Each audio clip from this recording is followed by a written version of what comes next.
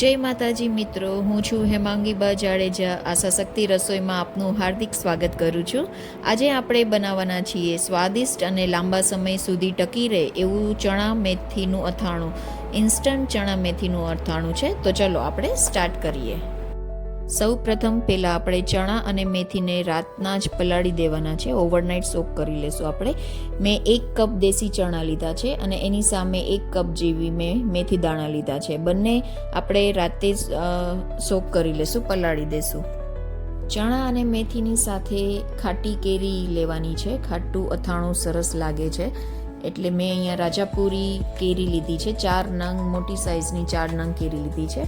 હવે એક ચારણીમાં આપણે મેથી અને ચણા બંને લઈ લેશું. સાથે પાણી નીતરી જાય એવી રીતે આપણે આવી રીતે પોળું કરી દેશું. અને હવે કેરીની આપણે છાલ કાઢવાની છે. 4 કેરી આપણે કટ કરવાની છે. એમાં મેં 2 કેરીની છાલ કાઢીને કટકી કરી છે અને 2 કેરી છીણી લીધી છે. બધી કેરીની છાલ આપણે કાઢી લીધી છે અને હવે 2 કેરી જેવું મેં કીધું એવી રીતે આપણે 2 કેરીને છીણી લેશું.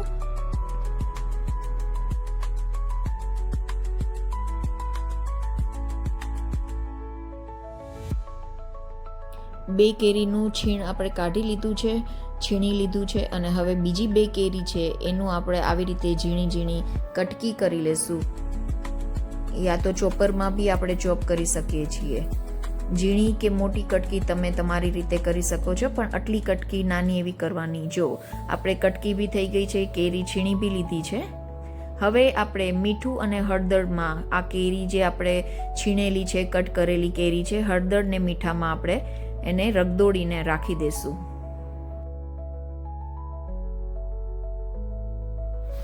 જુઓ અહીંયા આપણે સરખું એકદમ મિક્સ થઈ ગયું છે અને હવે એક બાઉલમાં આપણે આ કેરી છે એ કાઢી લેશું અને સાઈડમાં રાખી દેશું.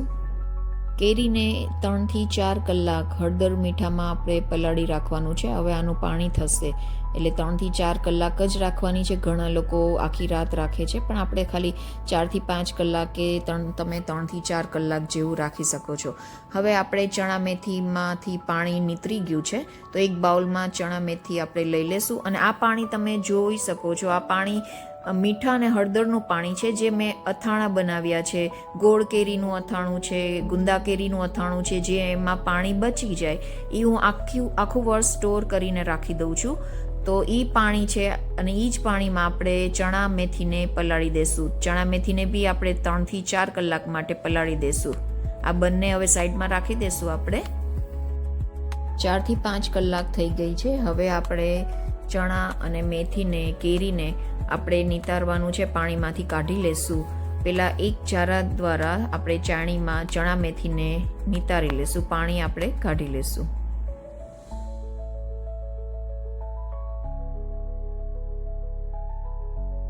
હવે કેરીને પણ આપણે આવી રીતે પાણી કાઢી લેશું. દબાવીને એકદમ નીચવીને પાણી કાઢવાનું છે.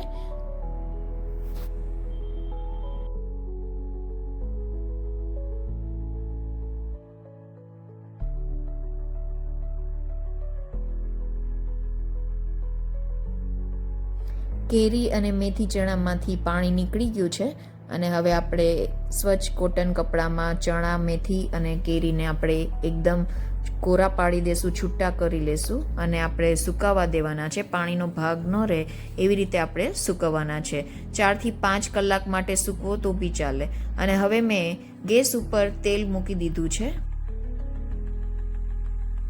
પહેલાં તેલને ફૂલ ગરમ કરી લેશું. આપણે રાઈનો દાણો અંદર એડ કરીને ચેક કરી લેશું. રાઈનો દાણો ઉપર આવી જાય એટલે સમજી લેવું કે આપણું તેલ એકદમ પરફેક્ટ ગરમ છે. અને હવે એક બોલમાં આપણે આચારી મસાલો લેવાનો છે, જે ઇન્સ્ટન્ટ આપણે અથાણું બનાવવું છે એટલે આ મસાલો ઇઝીલી માર્કેટમાં મળી જાય છે. અને હવે આપણે બોલમાં મસાલાની સાથે 2 થી 3 ટેબલ સ્પૂન જેવું હિંગ લેવાનું છે અને ગરમ ગરમ તેલ આપણે પહેલાં હિંગ ઉપર એડ કરીને તરત જ ઢાંકી દેવાનું છે. અને પછી થોડી વાર રહીને આપણે તેલ પાછું ગરમ તેલ આખા મસાલામાં આપણે એડ કરી દઈશું. જે આખો મસાલો તેલમાં મિક્સ થઈ જાય એવી રીતે આપણે 2 ટેબલ સ્પૂન જેવું તેલ એડ કરી દઈશું. મસાલો એકદમ તેલમાં આપણે મિક્સ કરી લેશું. અને હવે આ મસાલો આપણે એકદમ ઠંડો થવા દેવાનો છે, અત્યારે મિક્સ નથી કરવાનો. હવે ઠંડો થવા માટે આપણે સાઈડમાં રાખી દઈશું. અને હવે આપણે જોઈ લઈએ ચણા મેથી જે આપણે સૂકવ્યા છે, ડ્રાય કર્યા છે, એ આપણા એકદમ સુકાઈ ગયા છે. જો તમે જોઈ શકો છો એકદમ ડ્રાય થઈ ગયા છે જુઓ. તો હવે આપણે ચણા મેથીને એક પ્લેટમાં, કેરીને અને ચણા મેથીને એક પ્લેટમાં આપણે લઈ લેશું અને મિક્સ કરી દેશું, સાથે જ મિક્સ કરી દેશું એક પ્લેટમાં. અને હવે આ ઠંડો થયેલો મસાલો આપણે પ્લેટમાં મસાલામાં એડ કરી દેશું, ચણા મેથીમાં એડ કરી દેશું. મસાલો બધો એડ કરી દેશું આપણે, થોડો મસાલો બાકી રાખશું. અને હવે આ ચણા મેથી આ મસાલામાં એકદમ મિક્સ કરી દેશું. ચણા મેથી અને કેરીમાં આપણો મસાલો એકદમ મિક્સ થઈ ગયો છે. અને હવે એક આપણે કાચની સ્વચ્છ બરણી લેવાની છે, કાચની બોટલ લેશું આપણે. આ કિલોથી 1.5 કિલો જેવું આપણું અથાણું બની ગયું છે. તો હવે કાચની બોટલમાં પહેલાં નીચે તળિયામાં મસાલો જે થોડો એક્સ્ટ્રા બચ્યો છે મસાલો, એ મસાલો આપણે નીચે તળિયામાં એડ કરી દઈશું.